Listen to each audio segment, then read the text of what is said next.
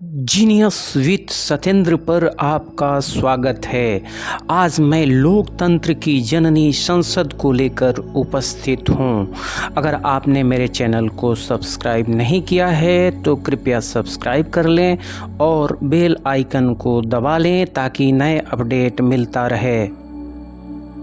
केंद्र सरकार की संरचना 3 स्तंभों पर टिकी हुई है: विधायिका, कार्यपालिका और न्यायपालिका। विधायिका के अंतर्गत ही संसद आता है और यह विधान संबंधी कार्यों को कार्य रूप देता है। संसदीय लोकतंत्र का मतलब जनता का शासन होता है। जनता ही संसदीय लोकतंत्र में सर्वोच्च शक्ति होती है। संसदीय लोकतंत्र ब्रिटेन से लिया गया। ब्रिटेन को संसदीय लोकतंत्र की जननी कहा जाता है। पार्लियामेंट शब्द फ्रेंच भाषा से लिया गया है। हमारे संसद भवन का निर्माण एडविन लुटियंस और हर्बर्ट बेकर ने किया। संसद की बाहरी परिधि में 144 ग्रेनाइट पत्थर के स्तंभ लगाए गए हैं जिस पर हमारा संसद भवन टिका हुआ है। संसद के 3 अंग हैं जिन्हें याद करना काफ़ी ही सरल है। सरल 79 संसद, 80 राज्यसभा और 81 लोकसभा। राष्ट्रपति संसद के अंग होते हैं। लोकसभा को निम्न सदन, वहीं राज्यसभा को उच्च सदन कहा जाता है। राष्ट्रपति संसद के सत्र को बुलाते हैं। राष्ट्रपति दोनों सदनों की बैठक को बुलाते हैं। राष्ट्रपति की अनुमति के बाद ही कोई कानून बन पाता है। दोनों सदनों के सत्र में नहीं रहने पर राष्ट्रपति अनुच्छेद 1, 2, 3 के तहत अध्यादेश लाते हैं जो 6 महीना और अधिकतम 6 महीना 6 सप्ताह तक रह सकता है। यह संसद के द्वारा लाए गए कानून के समान ही होता है। संसद के 3 सत्र होते हैं: बजट सत्र, मॉनसून सत्र और शीतकालीन सत्र। बजट सत्र में राष्ट्रपति अपना अभिभाषण देते हैं। संविधान सभा अंतरिम संसद के रूप में कार्य करना आरंभ की। 1952 के पश्चात लोकसभा का पहली बार गठन किया गया। लोकसभा के अधिकतम सदस्यों की संख्या पहले 552 थी, लेकिन संविधान के 104वें संशोधन के अनुसार एंग्लो इंडियन के सदस्यों की संख्या को हटा दी गई। अब लोकसभा में अधिकतम सदस्यों की संख्या 550 हो गई है। वर्तमान में लोकसभा सदस्यों की संख्या 543 है, जिसमें राज्यों के प्रतिनिधि 524 और केंद्र शासित प्रदेशों के प्रतिनिधि 19 हो गए हैं। जम्मू कश्मीर से 5 और लद्दाख से 1 लोकसभा के प्रतिनिधि चुन के आते हैं। लोकसभा में उत्तर प्रदेश से 80, महाराष्ट्र से 48 और पश्चिम बंगाल से 42 तथा बिहार से 40 प्रतिनिधि चुनकर आते हैं। राज्यसभा का अधिकतम सदस्य संख्या 250 है। 238 राज्य और केंद्र से, वहीं 12 सदस्यों को राष्ट्रपति मनोनीत करते हैं।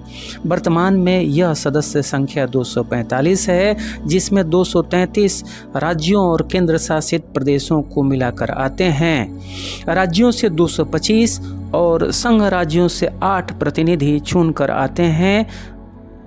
राज्यसभा में सर्वाधिक प्रतिनिधि उत्तर प्रदेश से 31, महाराष्ट्र से 19, तमिलनाडु से 18, बिहार और पश्चिम बंगाल से 16 प्रतिनिधि चुनकर आते हैं।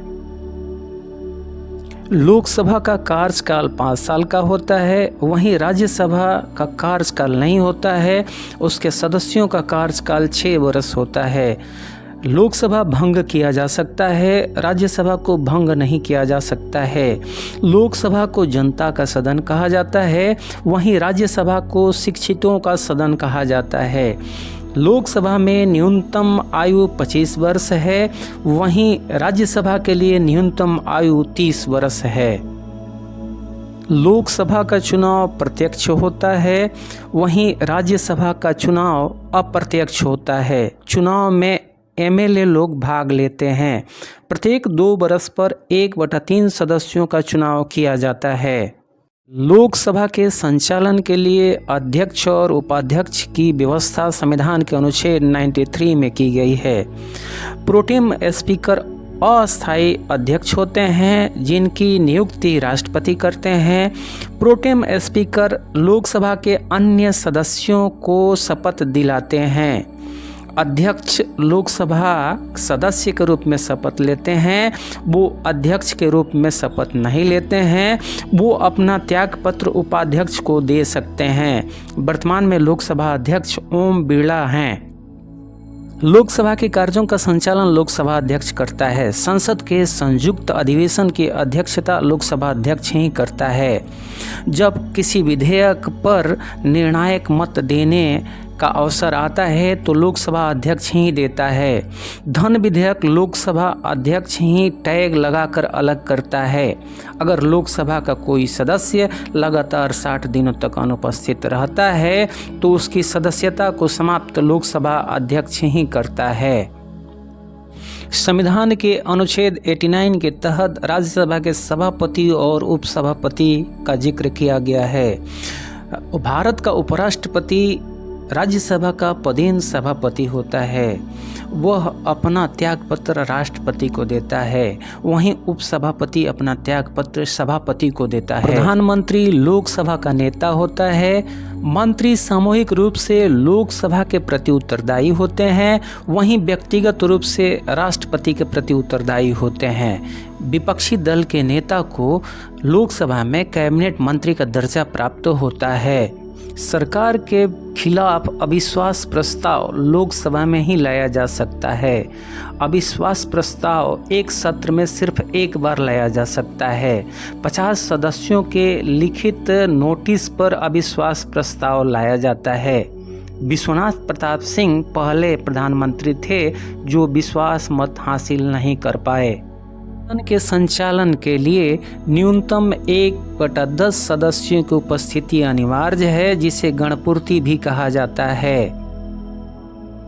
अमेरिका के 4 राष्ट्रपतियों ने भारतीय संसद को संबोधित किया है।